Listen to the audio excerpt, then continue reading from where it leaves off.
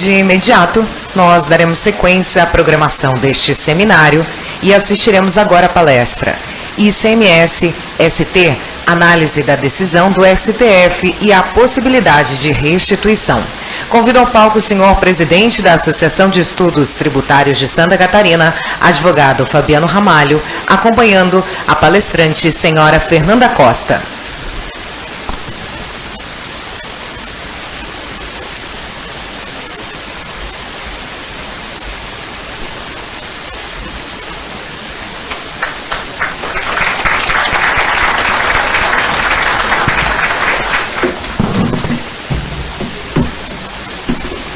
Com a palavra, o presidente de mesa, Fabiano Ramalho.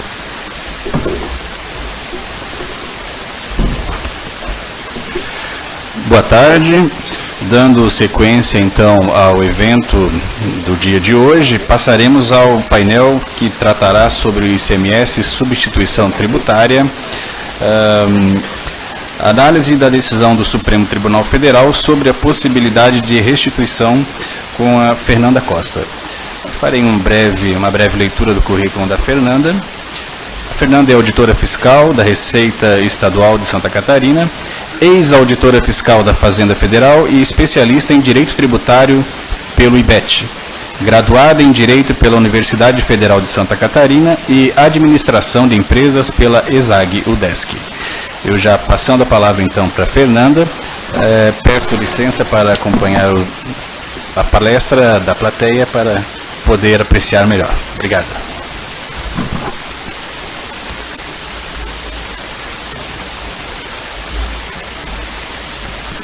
Oi, boa tarde. Então, eu sou a Fernanda, eu sou auditora da Secretaria da Fazenda. E no início desse ano foi montado um grupo de trabalho dentro da Secretaria para analisar uma decisão bem importante que o Supremo Tribunal Federal exarou no final do ano passado. E essa decisão ela tem uma influência gigantesca no ICMS. Para mim, é a decisão mais importante do ICMS nos últimos anos. Talvez é um dos momentos que o ICMS sofra o maior impacto em toda a sua história, de uma vez só. Então, a palestra ICMS-ST, análise da decisão do STF sobre a possibilidade de restituição. Nesse julgado, o STF fixou uma repercussão geral, fixou uma tese em repercussão geral. A tese é devida a restituição da diferença do ICMS pago a mais no regime de substituição tributária para frente, se a base de cálculo efetiva da operação for inferior à presumida. Bom, aqui vai misturar contabilidade e direito, então para não falar grego eu vou entrar no mérito desde o começo. Então, por enquanto, vamos jogar a tese aqui, mas eu vou tentar explicá-la melhor. O recurso é o recurso extraordinário 593849, foi julgado, claro, pelo Tribunal Pleno. Ele é de uma empresa, então foi analisado só uma empresa, um recurso extraordinário, foi um caso concreto, né? Então, ele foi escolhido como repercussão geral. Eu não sei se todos conhecem como é que funciona essa metodologia de repercussão geral, mas acontece quando está havendo muitas decisões, muitos pleitos ao judiciário parecidos, então o judiciário escolhe como exemplo, que é a repercussão geral, que vai pautar para todos os outros, vai pautar a decisão dos outros. Então, esse julgamento aconteceu em 19 de outubro, a publicação aconteceu dia 31 de março, mas teve erro, então ficou dia 5 de abril como a data da publicação. Nesse julgamento ficaram vencidos Teori, o Dias Toffoli e o Gilmar Mendes, então ele não foi por unanimidade, foi por maioria. A decisão, embora já tenha sido julgado, o recurso extraordinário, ele ainda está em fase de análise dos embargos de declaração que foram interpostos por Minas Gerais. Nessa decisão, foi decretada a inconstitucionalidade de artigos de Minas. Essa empresa ficava em Minas Gerais, então, portanto, que Minas, eu vou falar bastante deles aqui, e eles requerem os efeitos infringentes. Eles trazem vários argumentos que mostram por que essa decisão do STF não é bem assim. Aqui hoje eu vou tentar trazer para vocês esses dois lados. O que o STF trouxe, o que o STF usou para embasar a decisão e por que na prática ela não é bem assim realmente. Então vamos lá para o começo do ICMS-ST. O ICMS, embora a gente viva ouvindo, a gente precisa mudar para um IVA, para um valor adicionado, um imposto sobre o valor adicionado, o ICMS ele é um imposto sobre o valor adicionado. É deturpado, é verdade, tem vários problemas, mas em geral ele pode ser classificado como. Então a gente tem, como no imposto de valor adicionado, existe uma cadeia de comercialização. E é sobre essa cadeia que a tributação vai incidir. Então aqui a gente tem uma indústria, uma lojinha e você, né? Qualquer pessoa aqui, quando compra alguma coisa. Digamos que seja um shampoo. Eu vou vender o shampoo à indústria para a lojinha a R$10 e da lojinha para o consumidor final R$14. Então o ICMS vai incidir tanto na primeira etapa quanto na segunda. E no final, a alíquota do ICMS vai estar lá nos R$14 por causa do sistema de débito e crédito. Então, é isso que faz com que o ICMS seja um imposto sobre o valor adicionado, incida ao longo da cadeia de comercialização, mas no final ele vai incidir sobre o valor do produto. Só que isso dá trabalho, são muitos contribuintes, é difícil controlar, você tem que controlar o crédito, o débito, esse pagamento, se esse pagamento realmente ocorreu para dar crédito, se aquele pagamento realmente ocorreu. Então, surgiu a ideia, a gente tem bem menos indústrias que lojas, então vamos colocar a substituição tributária. E vamos pular uma etapa. Então, vamos fazer com que a indústria pague também o imposto lá do final. Para isso, a gente precisa saber qual que vai ser esse preço. E esse preço não é fácil de determinar, porque ninguém consegue prever o futuro, né? Então, temos a base de cálculo presumida, que foi regulada pelo artigo 8º da Lei Candir, da Lei Complementar 87, e lá, basicamente, ele tem algumas opções para o legislador definir essa base de cálculo presumida. É o preço sugerido, que é usado bastante pelos automóveis. Então, como a indústria automobilística, ela é bem, como posso falar, ela controla bem o mercado dela, foi dada a possibilidade da indústria automobilística sugerir o preço. Então, quando o carro sai da fábrica, ele sai já com um preço determinado, e aquele preço, determinado não, sugerido, né? E esse preço sugerido vai ser a base de cálculo presumida lá do final da cadeia. Nos medicamentos se usa o PMC, também porque é um setor controlado pela Anvisa. Na bebidas e combustíveis se usa bastante o PMPF, que são pesquisas que acontecem sempre no mercado. O combustíveis todo mês é realizada essa pesquisa, a bebidas de 3 em 3 meses. Então, são formas de tentar chegar ao preço final, lá aqueles R$14, antecipadamente. Mas o mais famoso é a MVA, que é a margem de valor agregado. A margem de valor agregado seria, nesse caso, os 40%. Eu aplicaria sobre os R$10, 40%, e temos aí a MVA. Talvez seja muito básico, mas a gente precisa ter isso bem firme para tentar entender a decisão e os problemas que essa decisão tem em ser aplicada. Já que esse preço presumido, essa tentativa de chegar no valor, pode ser diferente do real, que foi praticado.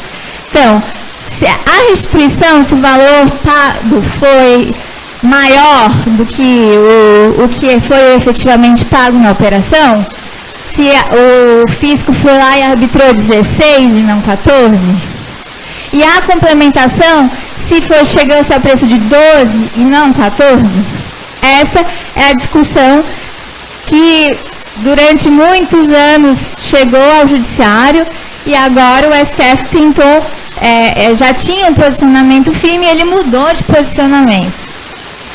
Vamos ver então os dois lados, né? Toda essa discussão é embasada no 150, parágrafo 7º da Constituição Federal. Ele fala ali, a lei poderá atribuir a sujeito passivo de obrigação tributária a condição de responsável pelo pagamento do imposto ou contribuição, cujo fato do gerador deva ocorrer posteriormente, assegurada a imediata e preferencial restituição da quantia paga, e aqui vem o problema, caso não se realize o fato gerador presumido. Esse finalzinho aqui que casa a discussão. Caso não se realize, é também quantitativamente ou é só se o shampoo quebrou e eu não vendi? Porque se o shampoo quebrou e eu não vendi, a gente aqui sabe que ele não aconteceu, essa venda não aconteceu, então não tem porquê aquele ICMS que foi antecipado ser pago, é continuar na posse do Estado.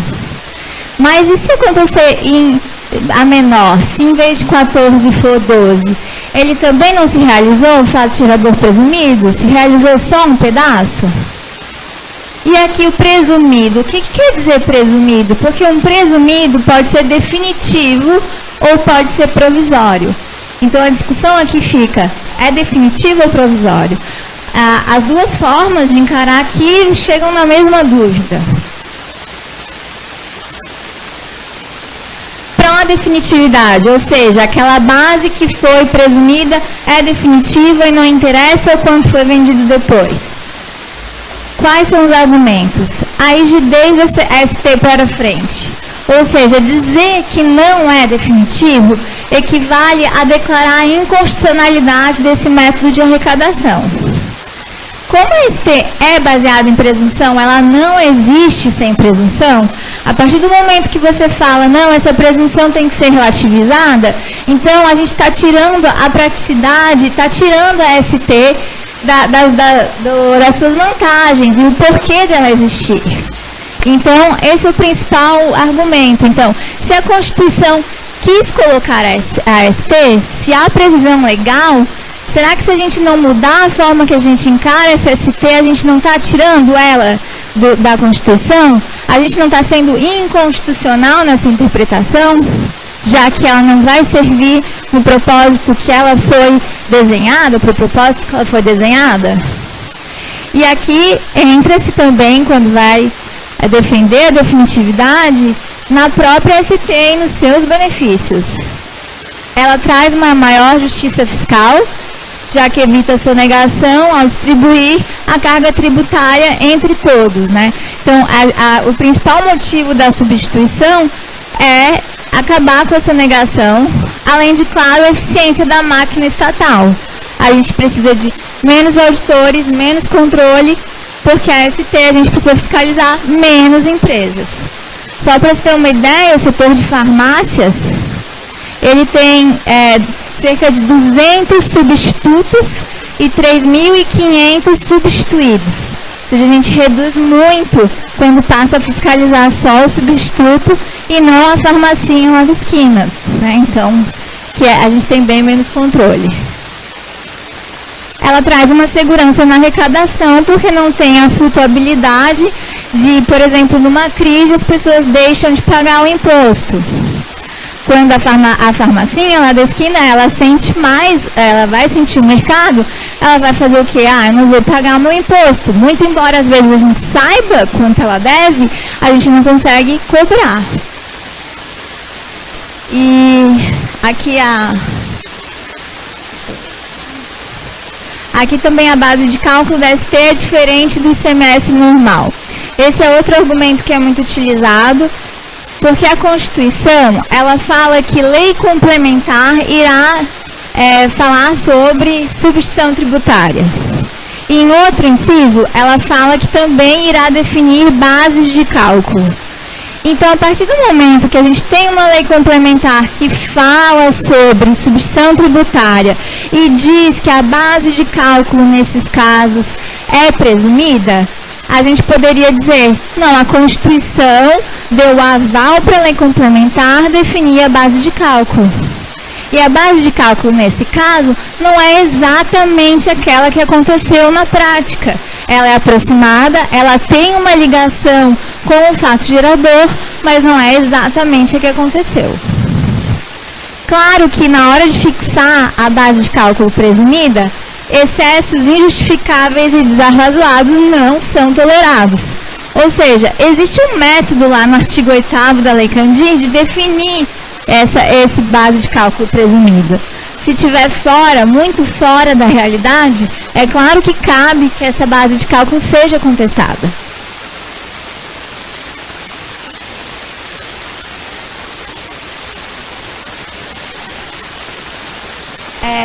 Também aqui na pró-definitividade, vale trazer a ação direta de inconstitucionalidade 1851, que ela é o contraponto desse recurso extraordinário que foi julgado agora. Então, são as duas decisões, é a mudança de precedente, esse era o precedente anterior.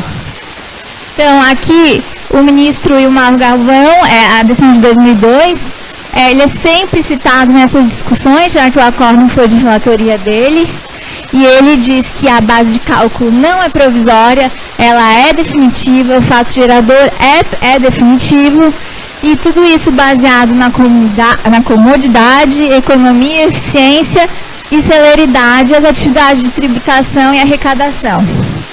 Basicamente, a substituição tributária ela é baseada no princípio da praticidade. É mais prático e traz maior justiça fiscal. Aqui cabe até mencionar, que é até meio engraçado, que o sindicato de distribuidores de combustíveis entrou como amicus curiae nesse recurso extraordinário, e ele o recurso extraordinário do julgamento, a empresa é uma distribuidora de combustíveis. E em vez do sindicato apoiar a decisão do distribuidor de combustíveis, ele entrou contra. Ele disse que não, a gente quer que a substituição tributária permaneça. A gente quer que o mercado fique equânime. Nós queremos que todos paguem igual e a ST nos ajuda nesse caso. Ele traz diversos exemplos de dificuldade de controlar distribuidores de combustíveis, justamente porque, e ele fala, isso vai prejudicar o nosso mercado, nós não queremos isso. Então, essa eficiência em combater a sonegação fiscal da substituição tributária é vista muitas vezes pelos próprios contribuintes. Ninguém quer fazer o certo e ver ali do lado alguém fazendo o errado. Essa ação direta de inconstitucionalidade, ela discute a constitucionalidade do convênio 1397. Nesse convênio, os estados, 25 unidades federadas, decidiram que não iam restituir nem complementar, ou seja, a base de cálculo ia ser definitiva. Então, foi contestado esse convênio e daí chegou-se a esse julgamento.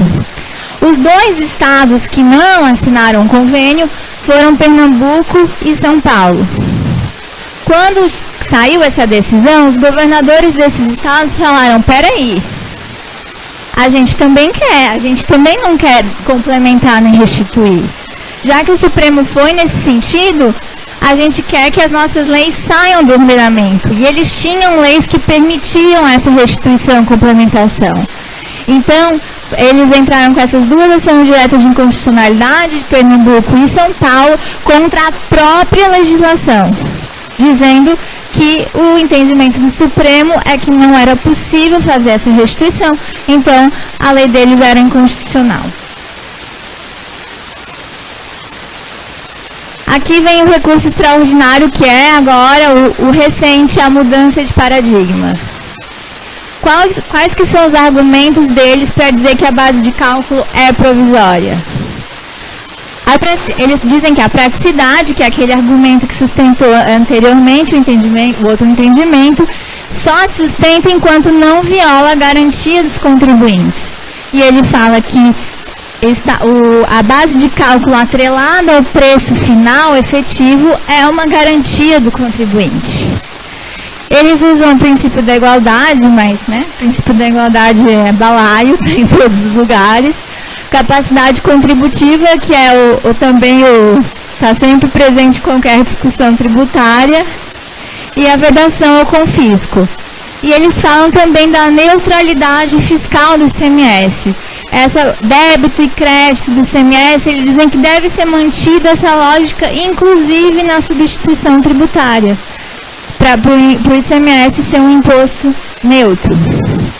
Também falam do enriquecimento ilícito, ou seja, se o Estado ficar com um valor a maior, se ele tiver a tributação daquele shampoo em cima de R$16, mas o que aconteceu na prática foi 14, o Estado está ficando com dinheiro que não é dele.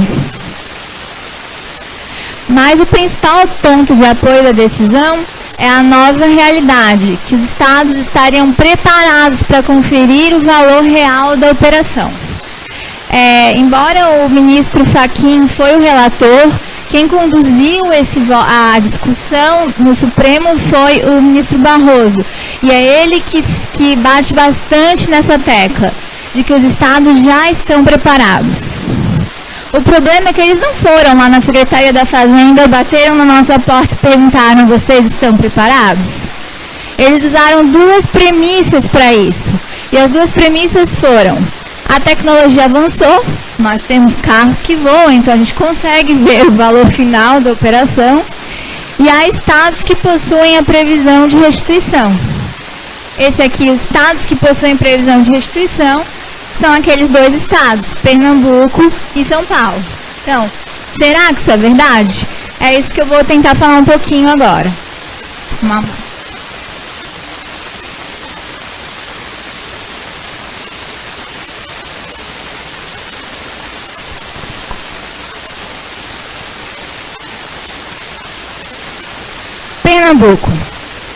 Pernambuco tinha a norma que permitia a restituição, só que ela vigorou de 96 a 2002, que foi o ano do julgamento da ação direta de inconstitucionalidade. Ou seja, ela foi revogada por um decreto que na exposição de motivos traz, o STF falou que pode ser uma base definitiva. Então, enquanto o ministro Barroso fala que houve uma mudança tática, que os estados estão aderindo à restituição, na verdade foi o contrário, se usarmos Pernambuco como base. Porque ele passou a proibir a restituição. Ele tinha uma legislação a favor e revogou e ficou contra. E São Paulo? São Paulo é sempre a base. Se acontece em São Paulo, é possível. Então, foi usado São Paulo também. Realmente, São Paulo tem a legislação. Ela tem na Lei 6.374 um artigo que fala que fica assegurada a restituição caso se comprove que a operação ocorreu em valor inferior à base presumida. O problema não é esse artigo. O problema é esse parágrafo, que ele fala que só se aplica nos casos que a base foi baseada no artigo 28. E esse artigo 28 traz os preços fixados por autoridade competente e não existe. Ou seja, São Paulo não tem legislação que permite a restituição do ICMS-ST também. Aliás, tem, mas ela é inócua, ela não serve para nada. Agora vamos para o outro. A tecnologia avançou. Sim, a tecnologia avançou. Realmente a gente tem muito mais tecnologia, muito mais cruzamento de dados, muito mais possibilidades atualmente dentro da Secretaria da Fazenda, mas a gente tem que considerar, além de tudo isso, que a gente tem 27 realidades. A nossa de Santa Catarina está lá entre as pioneiras, é uma fazenda que está cada vez mais investindo nesses cruzamentos, mas a gente tem outros 26 estados que temos que considerar. Além disso, mesmo a gente, que é um estado que é avançado em cruzamento de dados, temos problemas. Aqui tem um carrinho para dar o exemplo de como com o carro funciona. A gente consegue saber o carro foi vendido lá da indústria e que preço ele chegou para você. Porque o carro tem o chassi. Então o chassi acompanha todos os documentos fiscais desse veículo e a gente consegue rastrear todos os valores dele. A gente sabe, esse carro entrou nesse dia por esse preço, saiu naquele dia por aquele preço. Dentro da realidade do documento fiscal, claro. Aí a gente poderia dizer, e o resto, o que não tem chassi? A gente poderia usar a NCM? Não, a NCM não dá. A NCM, por exemplo, eu trouxe aqui a 3924-1000. Ela é serviços de mesa e outros utensílios de mesa ou de cozinha. Dá para saber o que é isso? Eu consigo ver que mercadoria entrou com essa NCM? Não dá, só alguns exemplos aqui é copo, caneca, prato, funil e coador. Todos eles, se são de plásticos, têm a mesma NCM. Então, a NCM não serve. Aqui, então, vamos lá. Vamos comprar para um ingênuo cervejinha com amendoim. Mesmo que você saiba, eu quero cerveja Brahma, amendoim japonês, olha a quantidade de opções que a gente tem. A gente tem todas essas embalagens de cerveja, a gente tem todas essas embalagens de amendoim. Ainda que eu soubesse exatamente o produto, o que vai ser consumido, eu tenho essa outra dificuldade. Quais que é? E a diferença de preço, claro, quantidades diferentes, quantidade de embalagem, né, como elas são embaladas em conjunto ou não. A gente teve em Santa Catarina mais de 9 milhões de códigos GTIN circulando no último ano. Ou seja, são muitos códigos. GTIN é o código de barra, que seria a única forma que a gente poderia identificar que é esse amendoim, não aquele. Os códigos de barra são diferentes, são sempre diferentes. Então, o código de barra que seria possível para a gente analisar essa entrada, saída, eles são muitos e tem essa possibilidade. E nem todos os produtos possuem, né? Ele é uma faculdade, não é obrigatório. A obrigatoriedade praticamente de mercado. O supermercado não vai querer seu produto se ele não tem um código de barras. O outro problema é a rastreabilidade da mercadoria. Imagina que a gente saiba o código daquele amendoim. A gente sabe o código de barras e a gente vai agora ver como ele chegou e como ele saiu do supermercado. Ele pode ter vindo um dia da indústria e chegou por um preço e uma embalagem, uma caixa que vem 100 unidades. No outro dia, faltou, na indústria não vai dar tempo de comprar, a gente comprou para um distribuidor. Do distribuidor veio a outro preço em outra embalagem. E a mesma coisa, a gente comprou no outro dia do mesmo distribuidor, mas ele mudou o preço dele. Então, a gente tem várias entradas do mesmo amendoim no supermercado. Como a gente sabe, segundo a decisão do STF, a gente tem que pegar um pacotinho de amendoim e segui-lo. A gente tem que saber qual foi a ST que foi paga aqui e comparar com o preço final que ele foi vendido lá. Então, isso, além de a gente saber dizer é amendoim, é amendoim, é amendoim, a gente precisa saber qual pacotinho. É o que entrou a R$5, é o que entrou a R$6, ou é o que entrou a R$7? É o que veio nessa caixa grande ou nessa caixa pequena? E, além disso, a gente também tem que saber o preço de saída dele. Né? Então, um dia ele saiu por um preço, no outro dia ele estava em promoção, e no outro tinha leve 3, pague 2. Então, qual é essa dificuldade de ligar essa entrada no supermercado com a saída faz com que seja uma missão impossível essa decisão do STF. Qualquer restituição hoje que existe nos estados é baseada em custos médios.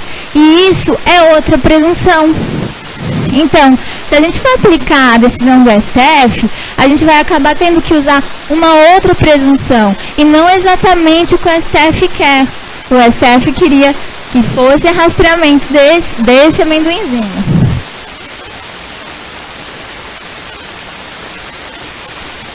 Outras dificuldades. Além de tudo, a discussão anterior ainda é no mundo hipotético, em que tudo está documentado por documentos fiscais eletrônicos, que a Fazenda está recebendo controle de estoque das empresas. O problema é que quase 90% dos varejistas são do Simples Nacional. E o Simples não tem escrituração fiscal digital. Ou seja, a gente não recebe as informações para controlar esse estoque automaticamente. Também os documentos fiscais a consumidor final não são eletrônicos. Alguns estados têm documento fiscal eletrônico no varejo, mas ele não é tão eficiente, não abrange todas as mercadorias, não há um controle de emissão. Tanto que Santa Catarina tem um dos varejos mais controlados do país pelo cupom fiscal, que ainda não é eletrônico, ou seja, para a gente ver as vendas de um contribuinte, a gente precisa que ele mande a informação. E para a gente cumprir a decisão do STF, a gente precisaria que essa informação chegasse a todo momento na Fazenda. Outro problema da decisão é que ele contesta a base presumida. Os ministros falaram, não, mas se eu tenho como saber a real, essa base presumida, ela fere a igualdade, a capacidade contributiva, aqueles princípios que eu já falei. Só que o problema é que, e o IPVA? Ninguém aqui vai lá, não vai em fiscal do município e vai lá olhar o seu carro e ver quanto que, do estado, e não vai lá ver quanto que custa o seu carro. Ele também é uma presunção, também é lá a tabela. A mesma coisa o IPTU, e agora sim o fiscal do município. Ele não passa em cada casa vendo quanto é o preço da sua casa. Ou seja, o nosso sistema tributário ele é muito complexo e ele é baseado sim em diversas presunções. A partir do momento que o STF fala que não, presunção não é válida, a gente tem um problema, porque a gente pode começar a contestar o IPVA e o IPTU também. Já que daria de alguma forma para se chegar à base de cálculo, então por que não é aplicável também a esses impostos? Venta lá, venta cá é uma expressão que os ministros usaram durante o julgamento. Eles usaram algumas vezes. Isso é, ou seja, tudo que a gente usou até agora é que dá para saber o preço final. Então, e se o preço final não for os R$14 e for os 16? Então, faltou dinheiro para o Estado.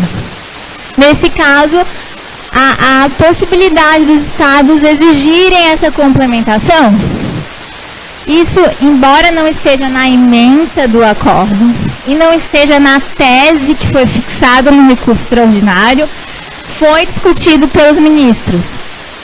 Não sei quem aqui é advogado, quem é contador, não sei se já leram uma decisão do STF nesses casos, mas é uma conversa. E nessa conversa, eles falam várias horas sobre a possibilidade, várias vezes, né, sobre a possibilidade dos estados também complementarem. Ou seja, venta lá, venta cá, é para os dois lados. Então, os estados poderiam, ou até aqui que vem a segunda pergunta, é uma obrigatoriedade? Pelo menos todo mundo que vai discutir isso até agora entende que sim, é uma obrigatoriedade. A partir do momento que essa decisão do STF for firmada, ela ainda pode ser contestada, né? Tá sendo julgada. Os estados são obrigados a exigir essa complementação, senão seria uma renúncia de receita. Então, ou seria um benefício fiscal, seria uma guerra fiscal entre os estados. Aquele estado não exige a complementação, então vamos lá para aquele estado. E é justamente o que está se cada vez mais tentando evitar, a guerra fiscal. Então, além disso, além da discussão que está lá na conversinha dos ministros, tem também a declaração de constitucionalidade dessa parte da lei de Minas Gerais. O que foi declarado inconstitucional foi o artigo da lei que fala que não é devida restituição e não é devida complementação. Essa parte também foi declarada inconstitucional. Aqui eu vou começar a trazer alguns argumentos dos embargos de declaração de Minas, embora aqueles que eu já citei, identificação da mercadoria, rastreabilidade, falta de tecnologia dos estados também foram citados. Eles falam, a tese firmada, a tese que ficou para ser Ctrl+C, Ctrl+V em todos os julgados que estão suspensos, ela deveria também afirmar que o Estado pode complementar. Se foi discutido, então que fique na tese. Já tem o pronunciamento do STF, só falta que esteja lá na tese firmada para que seja mais amplamente divulgado e utilizado pelos julgadores, pelos juízes, né? A decisão não menciona como deve ser o procedimento de restituição se vai ser um pedido, se é em conta gráfica, como é que se prova isso, como se faz o comparativo entre a entrada e as saídas, como eu mencionei antes, e como se daria a complementação, como é que o Estado pode exigir isso. Esses aspectos práticos, então a decisão não menciona nenhum deles.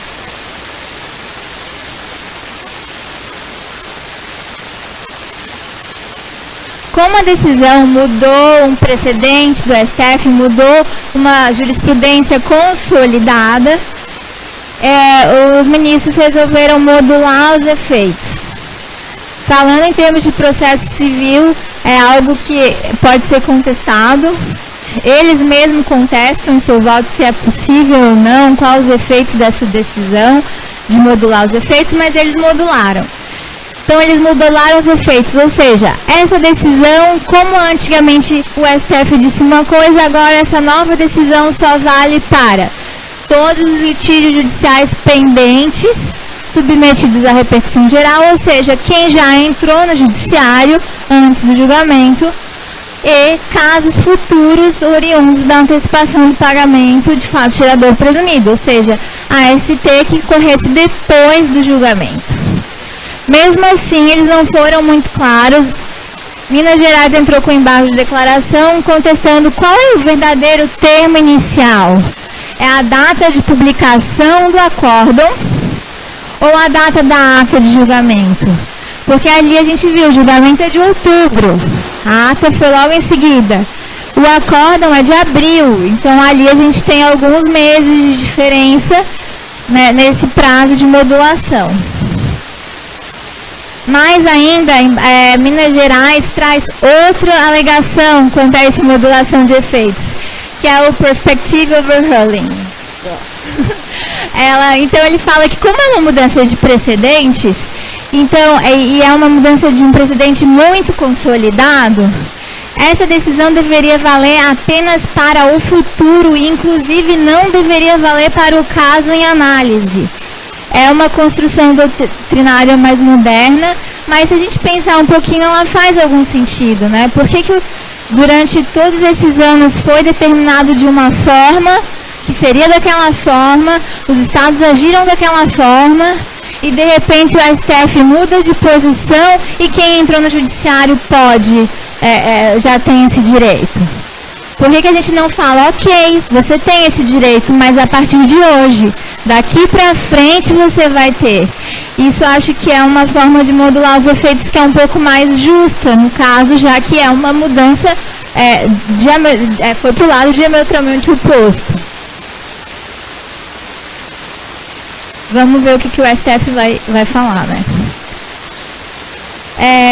Bom, aqui são os embargos de declaração, que eu já citei bastante durante a apresentação. Eles foram opostos em 9 de maio. Então, eles trazem alguns argumentos que eu já expus aqui. A rigidez da ST para frente, ou seja, mantém a decisão, é dizer que a ST é inconstitucional, e até hoje sempre ficou claro que a ST é constitucional.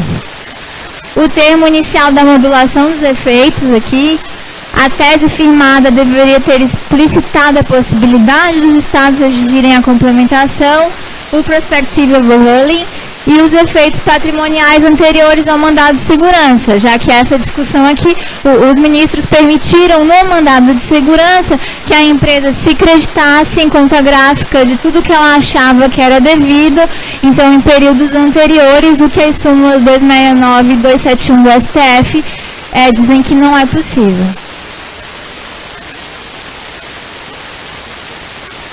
Quais são as perspectivas se a decisão for mantida?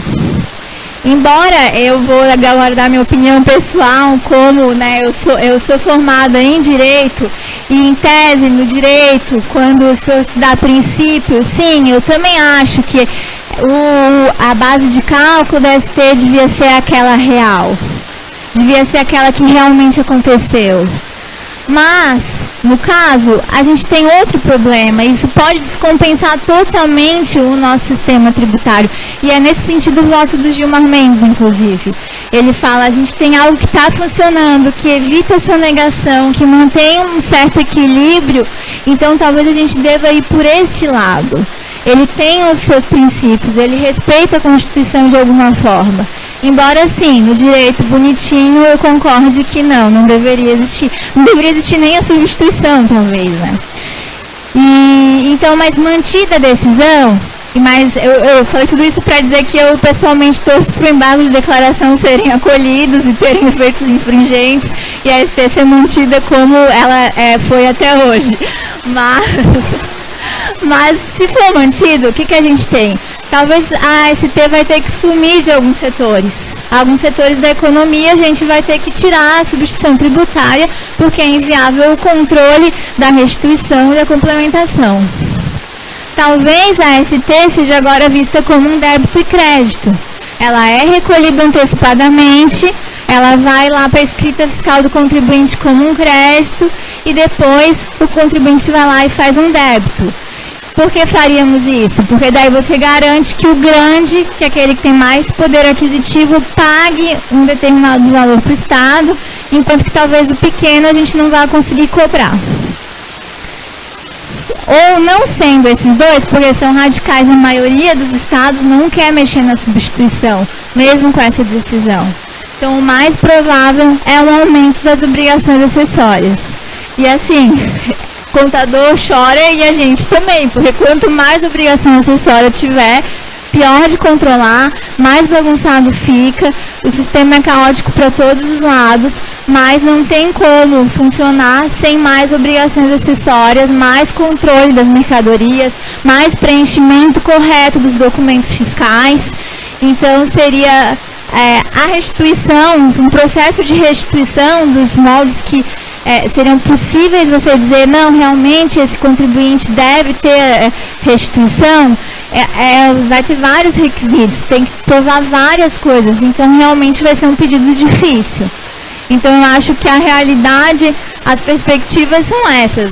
Talvez a extinção da ST pareça ótima, mas será que é na prática? Será que na prática realmente a gente vai conseguir ter tanto controle que todo mundo seja equânime, que pague igual, que esse controle da sonegação seja eficiente? Bom, então, vou ficando por aqui. Eu acho que eu quis mostrar esses problemas dentro da perspectiva da Secretaria da Fazenda também. Então, é um problema, é uma decisão que juridicamente talvez ela faça algum sentido, embora não nas premissas que ela usou. As premissas, como eu já apresentei aqui, foram equivocadas, as premissas práticas.